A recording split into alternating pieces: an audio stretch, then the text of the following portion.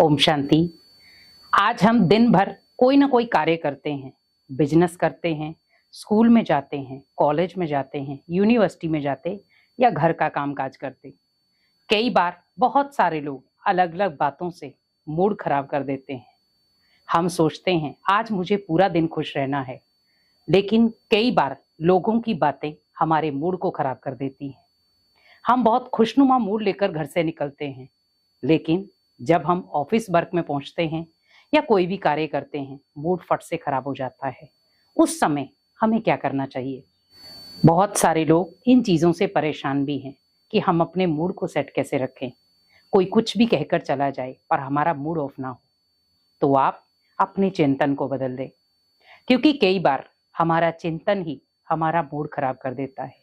अगर आपको पता है सामने वाले की यह आदत है, नेचर है व्यर्थ बोलने की, तो आप उस बात को इग्नोर करते जाओ। लेकिन हम कई बार क्या करते हैं, उस बात को बहुत गहराई से सोचते हैं, और जब किसी भी बात को आप गहराई से सोचेंगे जो नेगेटिव है, तो ऑटोमेटिक कहीं ना कहीं आपका मूड खराब होगा। किसी ने भी कुछ कह दिया, आप उस बात को इग्नोर करो, क्योंकि वो मेरे काम की चीज है ही नहीं। जब आपको पता है कि वो चीज मेरे काम की नहीं है, तो क्या मुझे रिसीव करनी चाहिए? हम अगर मार्केट में भी जाते हैं कोई सामान लेने के लिए, आप बहुत सारी चीजें खरीदते हैं, बहुत सारी चीजों का चुनाव करते हैं। मुझे ये पसंद नहीं है तो मुझे ये लेना है।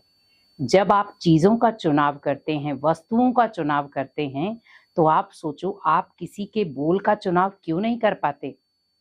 क्यों आप किसी के भी व्यर्थ बोल अपने अंदर ले लेते हो और वो टेंशन का कारण बन जाते हैं? कई बार व्यक्ति चिड़चिड़ा भी इसी के कारण हो जाता है, क्योंकि लोगों की व्यर्थ बातें वो अपने अंदर डालता चला जाता है, और वो कई बार इतना भर जाता है कि वो धीरे धीरे एकांत होना शुरू हो जाता है। और एकांत में पॉजिटिव बातें नहीं सोचेगा। एक होता है भगवान को याद करना एकांत में बैठ के, और एक होता है अपना चिंतन करना। पर हम तो नेगेटिव बातों का चिंतन कर रहे हैं, जो कहीं ना कहीं हमें और नेगेटिविटी की ओर ले जाएंगी। तो हमें कोशिश करनी है, अपने चिंतन को सुधारना है। जहां पर भी आपको लग रहा है कोई व्यक्ति आपके साथ व्यर्थ बात कर रहा है और जिससे आपका मूड खराब हो रहा है, तो वहां पर अपने चिंतन में कुछ बदलाव लाएं। चिंतन में कि मुझे अब किसी भी बात का कोई फर्क नहीं पड़ता जो नेगेटिव है, जो मेरे काम की चीज नहीं है। क्योंकि जो मेरे काम की चीज नहीं है, मुझे उसके ऊपर ज्यादा प्रेशराइज नहीं होना है, मुझे उसके लिए ज्यादा समय नहीं वेस्ट करना है। क्योंकि जब आपको पता है जो आपके काम की चीज है ही नहीं, तो आप उसके पीछे अपना समय वेस्ट क्यों करेंगे? हमें समय जो है, हमें समय वहां सफल करना है जहां पर जिस चीज की जरूरत है। आज मान लो कोई आप आध्यात्मिक चीज पे जा रहे हो, कहीं आध्यात्मिक स्थान पे जा रहे हो, उस समय को वहां यूटिलाइज करो। लेकिन हम आज ज्यादातर व्यर्थ बातों में समय को यूटिलाइज कर रहे हैं। और आप देखें दिनचर्या में, अगर आप अपना चिंतन देखें, तो दिनचर्या में खुद का कई बार देखें कि सारे दिन में मेरे कितने संकल्प नेगेटिव और कितने संकल्प पॉजिटिव और कितने संकल्प मीडियम में रहे। आप एक डायरी लगा लें अपनी, जहां पर भी आपको लगे कि अभी मेरा नेगेटिव संकल्प है, फट से नोट करें। और जहां पर आपको लग रहा है कि ये 1 घंटे में मैंने पॉजिटिव संकल्प क्रिएट किए, तो आप वो भी लिखें।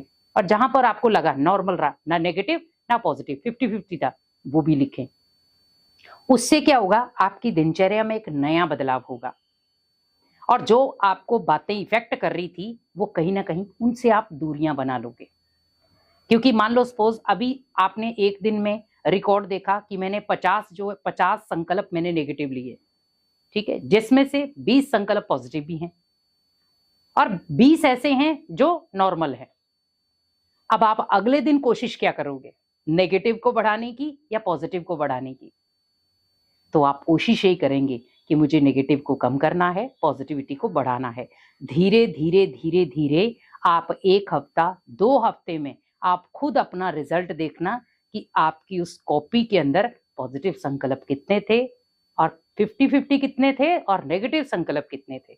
आपको कुछ मेहनत नहीं करनी पड़ी, लेकिन ओनली अपने आप को एक समय देना पड़ा। जहां पर हम व्यर्थ लोगों की बातों के लिए समय दे रहे थे, अब मैंने अपनी चिंतन को बदलने के लिए समय दे दिया, और वो समय सर्वश्रेष्ठ समय है। क्योंकि अब हमें अपने समय को बहुत पावरफुल बनाना है। एक एक मिनट, एक एक सेकंड, एक एक घंटा बहुत वैल्यूएबल है। और वो कोशिश करें मुझे हर घंटे में भगवान को याद करना है, क्योंकि जब जब हम भगवान को याद करेंगे तब तक सकारात्मक कर्म होंगे, सकारात्मक चिंतन रहेगा। तो अपने लिए थोड़ा सा प्रयास करें कि मुझे अपने आप को अगर बदलना है, अगर मुझे लोगों की इफेक्ट से बचना है, तो मुझे कुछ अपने लिए करना पड़ेगा। क्योंकि हम ओनली अपनी चिंतन की धारा को बदल सकते हैं। हम लोगों को कई बार नहीं बदल पाते, उनके स्वभाव को, उनकी आदतों को नहीं बदल पाते। तो हम अपने चिंतन को बदल दें, क्योंकि अपने आप को बदलना बहुत आसान है, पर अगर हम कोशिश दूसरों के लिए करते रहें कि उसको बदलना है, तो बहुत मुश्किल है। क्योंकि कई बार किसी आत्मा के संस्कार बहुत कट्टर होते हैं। वो जितना भी आप उसके साथ अच्छा बिहेव कर लो, अच्छा रह लो, लेकिन फिर भी कहीं ना कहीं वो पलटवार कर ही जाता है और आपके मूड को खराब कर देगा। तो जब आपको पता है कि उस आत्मा की नेचर ऐसी है, उसका स्वभाव ऐसा है, उसके संस्कार ऐसे हैं, तो हमें ज्यादा प्रेशराइज होने की जरूरत नहीं है, ज्यादा टेंशन लेने की जरूरत भी नहीं है। पर अपने को समय दो, अपने आप के चिंतन को बदलो और अपने आप को श्रेष्ठ बनाने के लिए एक नई यात्रा चालू कर दो। और जब आप वो नई यात्रा चालू करेंगे, तो आपके जीवन में सकारात्मकता ही रहेगी। नेगेटिव संकल्प कोसों दूर आपसे चले जाएंगे, क्योंकि अब आपने अपने लिए जीना शुरू किया है, अपनी सोच को बदला है, अपने चिंतन को बदला है, और धीरे धीरे घर का वातावरण भी बदल जाएगा। ओम शांति।